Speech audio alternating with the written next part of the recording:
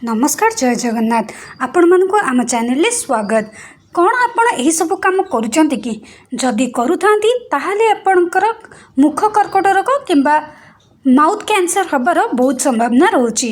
जेपरी प्रथम जिनस होची जदि आपण सिगरेट गुड़ाकू किंबा आपण जदि किसी भी प्रकार पान गुटका ये सब जिनस खाऊँच सिगरेट पीउचंती नहले जदि आपण एक्सेसिव अमाउंट रे मद्यपान करुचंती यही सबु जिनस आपणकर मुख कर्कट रोग हबार गोटे मुख्य कारण होता है।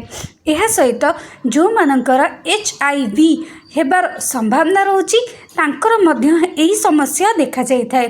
केवल एतिकी नुह जदि आपण निज मुहर जत्न न नेबे जेपरी दांत भल भाव न घसीबे पाटी को खाद्य खाई सारा पर सफा न करेंगे यह सहित आपण ठीक अमाउंट रे दांत को सफा रखिबेनी। बहुत लोकंकर पायरिया परी समस्या थाए से पायरिया मध्य केबे ना केबे कैंसर को पलटि जिबार मध्य संभावना रही।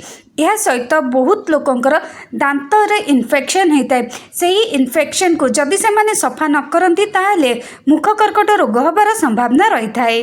आजर वीडियो पे एतिकी नेक्स्ट एपिसोड रे आम आलोचना करबा कि मुख कर्कट रोग हेबा आगु आमको कौन सब लक्षण देखा जाए। निश्चित भाव में चैनल को सब्सक्राइब करंतु, लाइक कमेंट और शेयर करंतु, आपन मतामत कमेंट सेक्शन में जणांतु। आज एतिकी रहुची। नमस्कार जय जगन्नाथ।